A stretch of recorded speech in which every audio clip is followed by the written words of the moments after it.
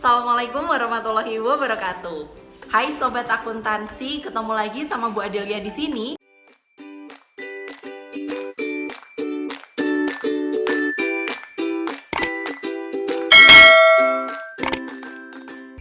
Nah, kemarin kita sudah membahas tentang utang jangka pendek, utang jangka panjang, aktiva lancar, aktiva tetap.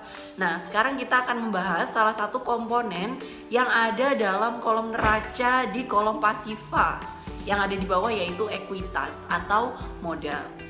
Nah, modal perusahaan ini, kalau perusahaan yang masih skala kecil, UMKM, biasanya modalnya berasal dari investasi pemilik saja, yang pemiliknya adalah pemilik perseorangan, sehingga modal ini akan diasosiasikan dengan nama pemilik. Misal, modal Ibu Adelia. Nah, seperti itu. Tapi semakin besar suatu perusahaan, dia akan seiring bertumbuhnya perusahaan, maka perusahaan akan menjadi semakin besar dan membutuhkan modal tambahan.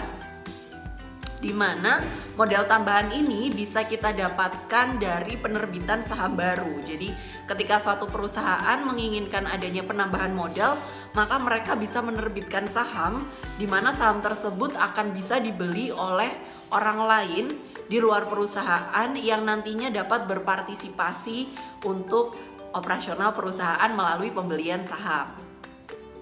Nah, seseorang yang membeli saham perusahaan itu artinya orang tersebut menjadi bagian dari perusahaan itu, menjadi pemilik dari perusahaan. Namun tidak serta-merta langsung menjadi pemilik utama, tapi kita harus melihat besaran dari persentase saham yang dimiliki oleh orang tersebut.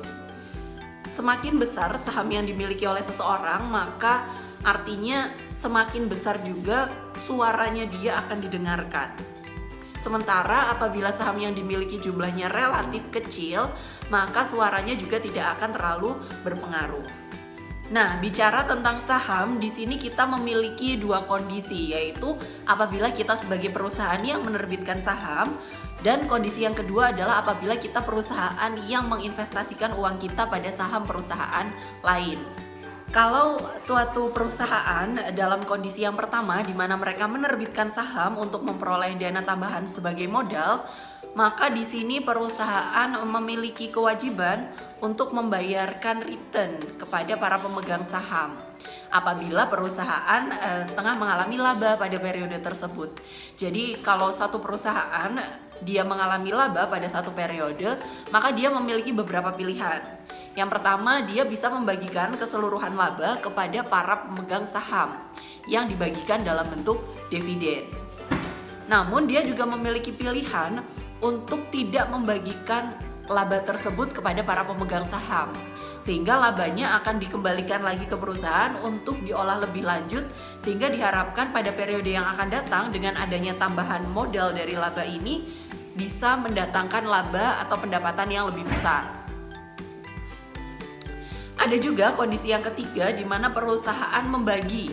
Sebagian akan dikembalikan ke perusahaan untuk proses pengolahan lebih lanjut sebagai penambah modal, dan sebagian lagi dibagikan kepada para pemegang saham.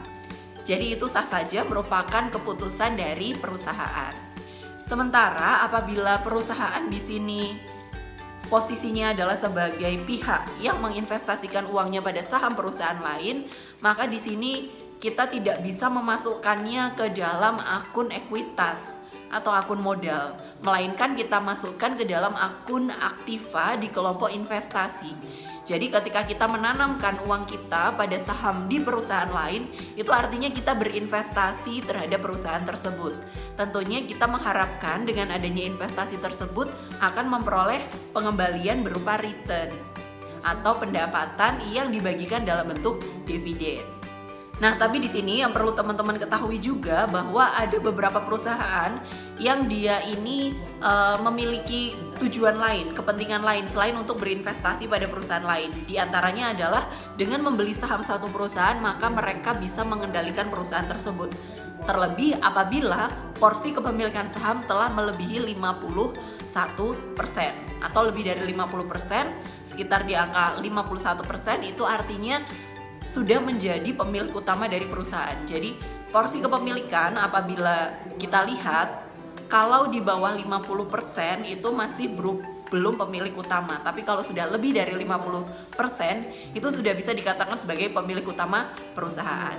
Oke, untuk teman-teman sekalian, lalu bagaimana syarat suatu perusahaan supaya dia bisa menerbitkan saham, supaya sahamnya bisa dibeli oleh siapapun yang ada di luar perusahaan? Maka biasanya perusahaan ini harus melaksanakan IPO atau Initial Public Offering, yaitu menawarkan saham perdana di bursa efek pada negara tersebut. Jadi setelah mereka melakukan proses IPO, maka sahamnya akan bisa dibeli oleh siapa saja yang memang tertarik untuk membeli saham tersebut dan memiliki kemampuan untuk membeli saham tersebut. Oke, sekian pembahasan terkait saham yang dibahas sama Bu Adel dalam pertemuan kali ini. Kalau teman-teman masih punya pertanyaan seputar saham yang ingin dibahas, silakan tuliskan di kolom komentar di bawah ini. Nanti kita bisa diskusi bersama-sama terkait topik tersebut. Sampai jumpa pada video selanjutnya. Terima kasih. Assalamualaikum warahmatullahi wabarakatuh.